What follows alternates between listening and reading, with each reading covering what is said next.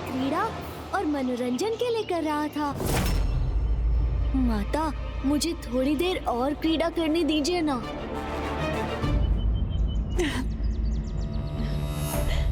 करो पुत्र, तुम्हें जो भी क्रीड़ा करनी है।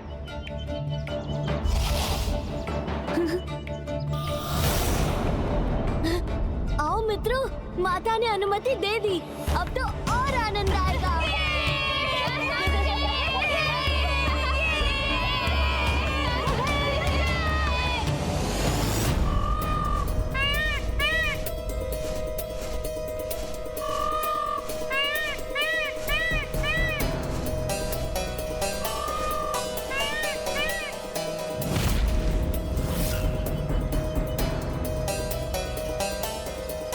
गणेश, यहाँ तो कोई भी नहीं है। किंतु भैया, वो शिला तो इसी स्थान से आई थी। अर्थात हम उचित स्थान पर पहुंचे अवश्य हैं, किंतु इसमें हमें तनिक विलंब हो गया है अनुज।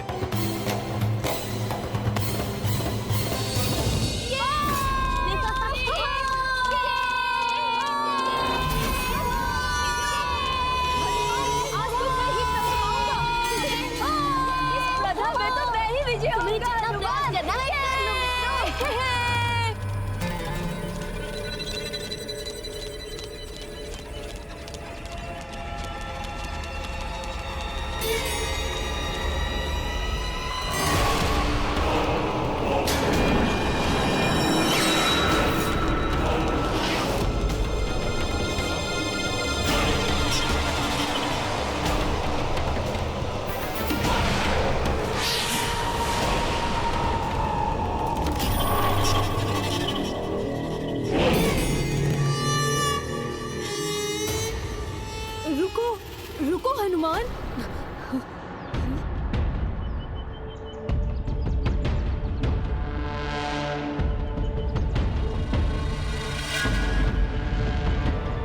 वो देखो,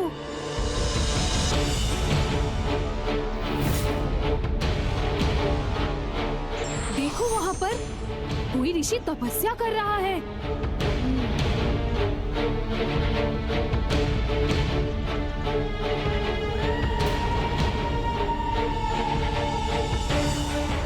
क्रीड़ा करेंगे तो ऋषिवर के तप में बाधा उत्पन्न होगी।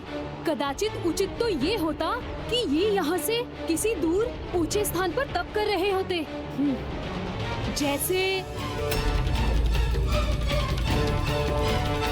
वो वृक्ष।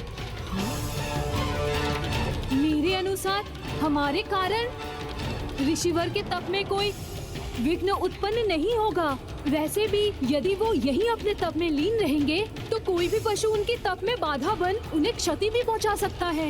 इन्हें तो किसी ऊंचे स्थान पर ही स्थित होकर तप करना चाहिए। ये सुझाव तो सर्वथा उचित है। उस वृक्ष पर ऋषिवर वन्य जीवों के संकट से सर्वथा सुरक्षित हो जाएंगे। तो सिर्फ इन्हें ही क्यों, इनकी सुविधा हेतु मैं इन्हें इनकी शिला के साथ ही उस वृक्ष पर स्थित कर देता हूँ। फिर बिना किसी बाधा के ऋषिवर सदियों तक अपनी तपस्या कर सकेंगे। हाँ हाँ, यही उचित होगा हनुमान। किंतु क्या ये संभव है?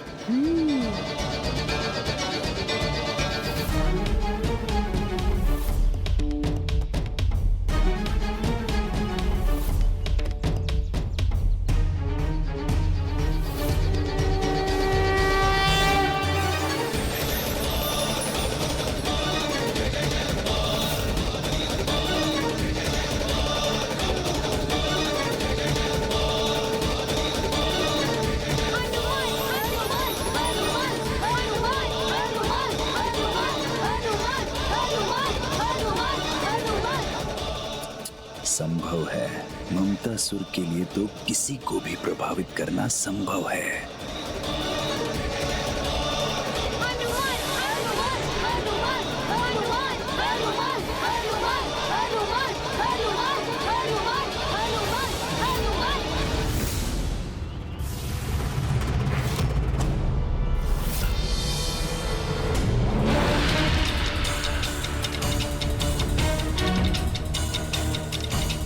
ममतासुर अपने प्रभाव से बाल हनुमान जी को कोई भूल करने के लिए प्रेरित कर सके, उसके पूर्व ही हमें ज्ञात करना होगा कि वो कहाँ है।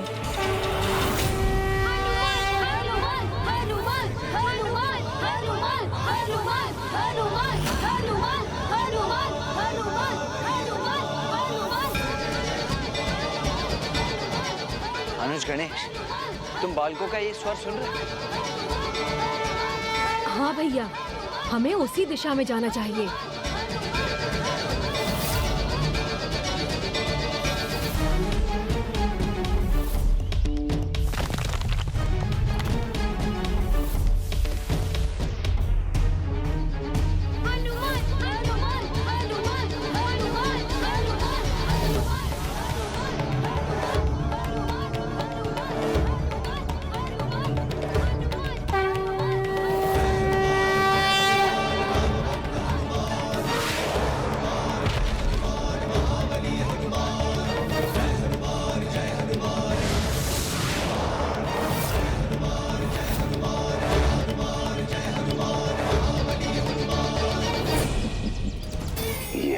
चाहता था।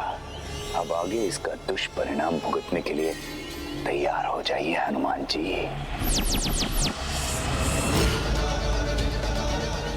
हनुमान हनुमान हनुमान हनुमान हनुमान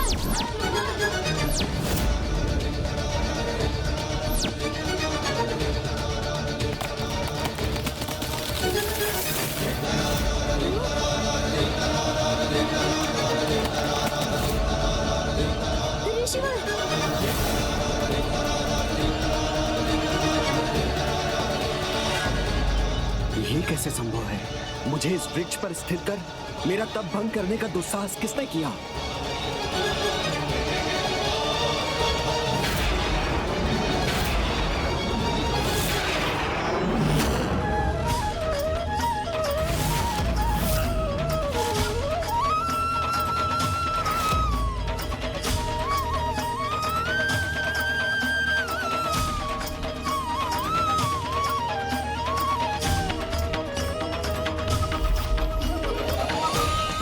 मेरे वर्षों के कठोर तप को भंग करने का दंड तुम्हें अवश्य दूंगा।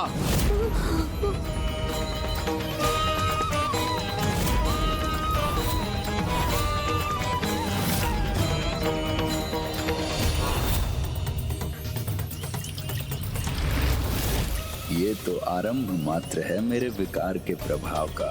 आपने अपने जिस बल के अहंकार में ऋषि भृगु और ऋषि अंगिरा के इस वंशज का तप भंग करने का दुस्साहस किया है, मैं श्राप देता हूँ। आप अपने उसी बल को एक दीर्घ अवधि के लिए पूर्ण रूप से भूल जाएंगे। आप अपने उसी बल को एक दीर्घ अवधि के लिए पूर्ण रूप से भूल जाएंगे।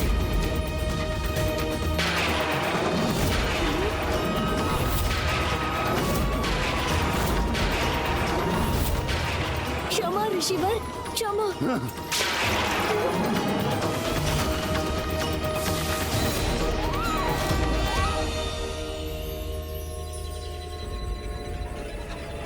मुझे क्षमा कर दीजिए ऋषिवर।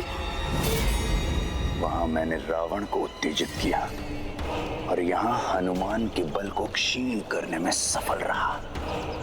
तो अब समस्त संसार में मेरे ममता मोह के विस्तार को कोई नहीं रोक सकता, जिसके दुष्परिणाम के साक्षी तो आप भी होंगे गणेश जी।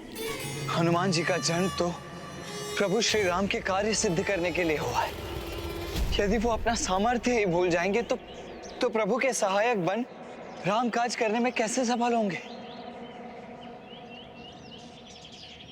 मैं इस ममतासुर को इसके कुटिल प्रयोजन में कदापि सफल नहीं होने दूंगा।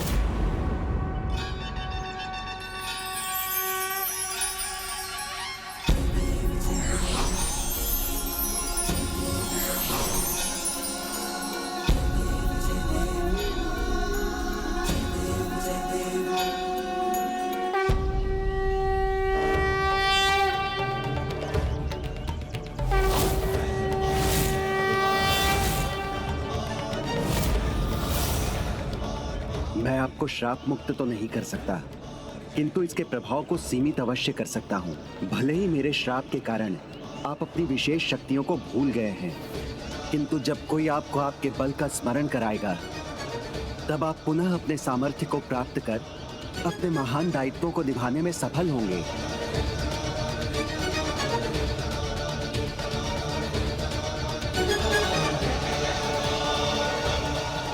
मुझे क्षमा करने के लिए आपका कोटि कोटि धन्यवाद ऋषिवर।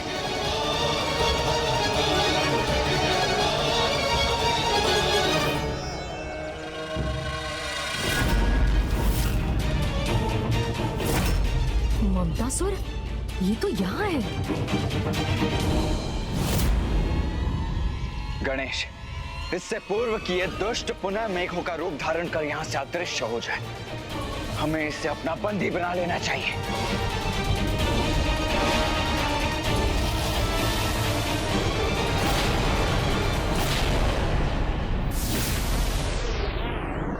आइए भैया, मैं अभी इसका भी उपाय प्रस्तुत करता हूँ। उचित है।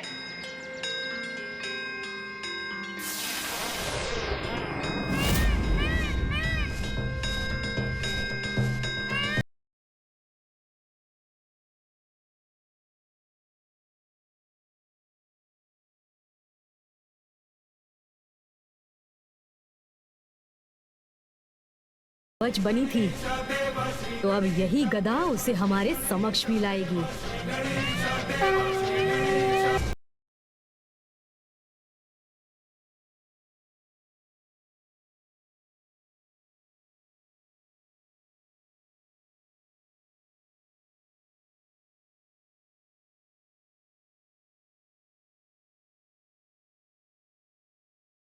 मैं यहाँ स्थिर क्यों नहीं हो पा रहा हूँ? इन मेघों से स्वयं को विलग करने में असमर्थ क्यों हो रहा हूँ मैं?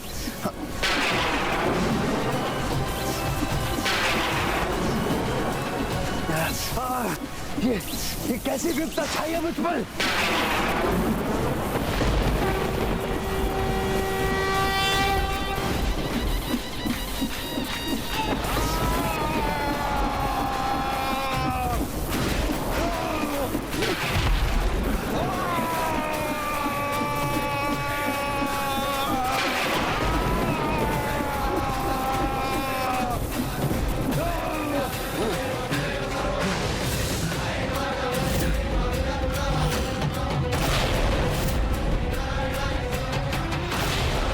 शिवपुत्र यहाँ, मुझे पुनः इनकी दृष्टि से ओझल होने का कोई उपाय करना चाहिए।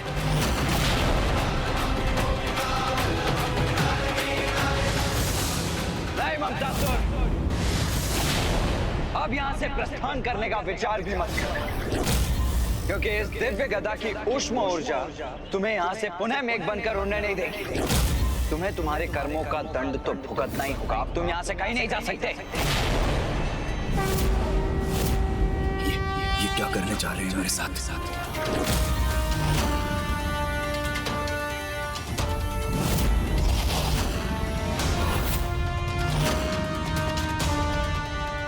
अब इनसे अपनी रक्षा कैसे करूं मैं?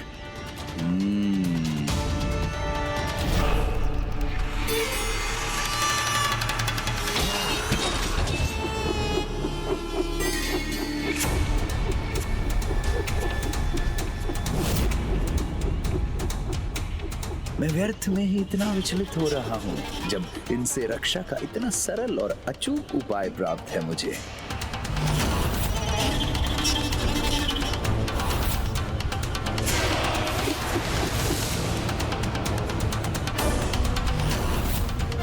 अब ये दुष्ट ममतासुर कैसा कपट करने जा रहा है? अपने सभी अस्त्रों को अदृश्य क्यों कर दिया इसने? संसार का सर्वाधिक शक्तिशाली कवच प्राप्त है मुझे, तो मुझे इन अस्त्रों की कोई आवश्यकता नहीं, क्योंकि इस ममतासुर की रक्षा स्वयं माता की ममता करेगी।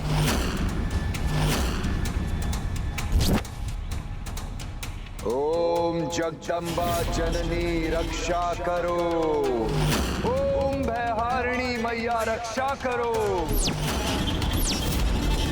ओम जगदम्बा जननी रक्षा करो, जननी रक्षा करो, भयहारिणी मैया रक्षा करो।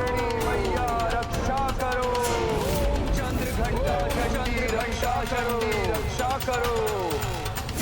ये कौन है जो मुझसे अपनी रक्षा की गुहार लगा रहा है?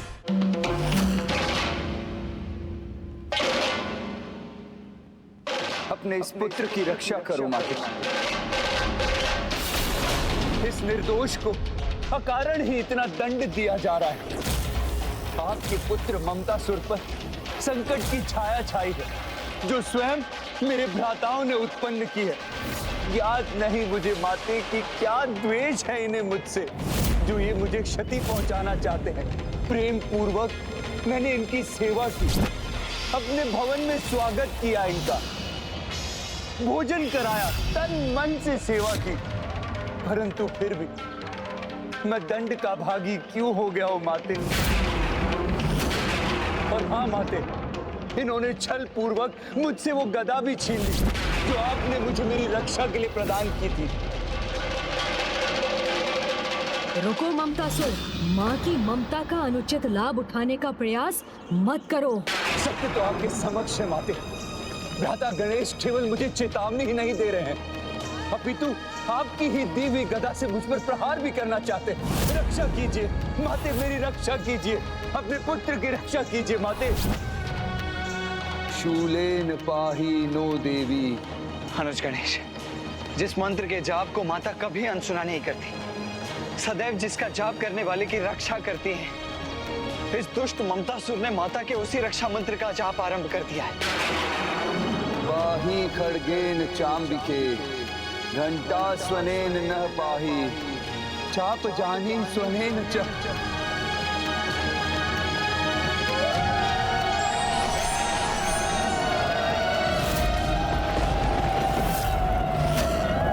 योगिनी माता है यहाँ?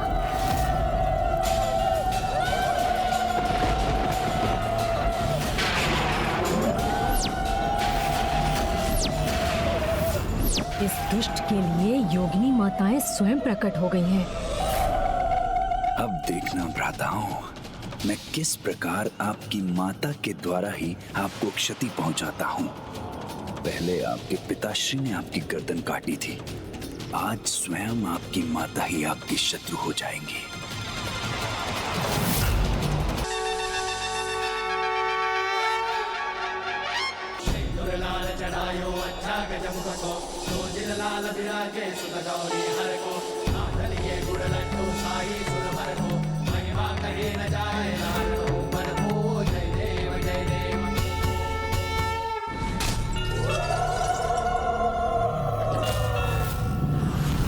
ये योगिनी माताएं इतनी क्रोधित क्यों हो रही हैं? जब तक ये योगिनी माताओं से सुरक्षित है तब तक इस पर वार करना असंभव। प्रणाम माताओं। प्रणाम माताओं। हे माताओं, आपसे हमारी विनती है कि आप इस दुष्ट की रक्षा ना करें, क्योंकि ममतासुर को अपने विकार के विस्तार करने से रोकना संपूर्ण सृष्टि के हित के लिए अनिवार्य है। गणेश जी, हम जगत जननी माता पार्वती के आदेश के अनुसार ही इसकी रक्षा कर रहे हैं। इसके उचित अनुचित का निर्णय करना स्वयं माता का ही अधिकार है, इसलिए आपको ही उनके समक्ष उपस्थित होना चाहिए। मैंने कहा था ना मेरे प्रिय भ्राताओं, ममतासुर की रक्षा स्वयं माँ की ममता करेगी, किंतु स्मरण रहे कि इस ममतासुर के मोह के विकार से जगत की रक्षा कोई नहीं कर पाएगा।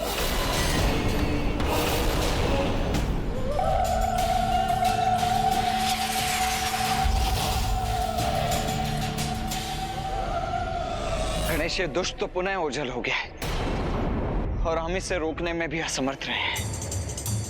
भैया, माँ की कृपा से ही ममतासुर की रक्षा हुई, तो अब उसे रोकने का भी एक ही उपाय है।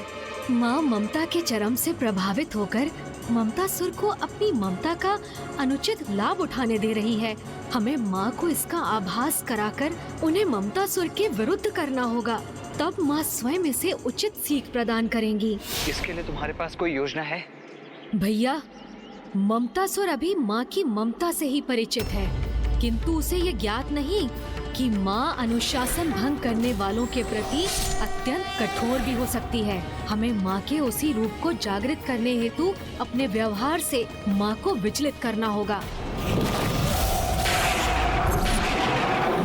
नहीं अनुज गणेश, हमें नहीं, ये कार्य तो तुम्हें ही पूर्ण करना होगा। किंतु भैया। नहीं नहीं नहीं अनुज गणेश, कोई किंतु परंतु नहीं।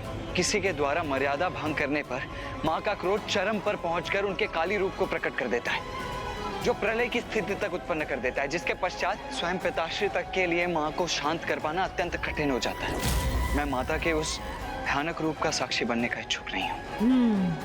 अर्थात अब जो भी करना है वो मुझे ही करना होगा।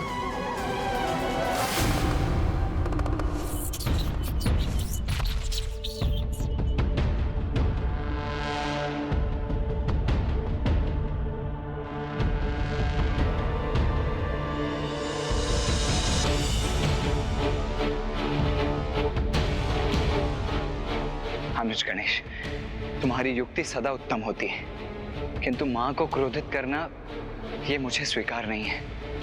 तुम कोई और युक्ति क्यों नहीं सोच लेते?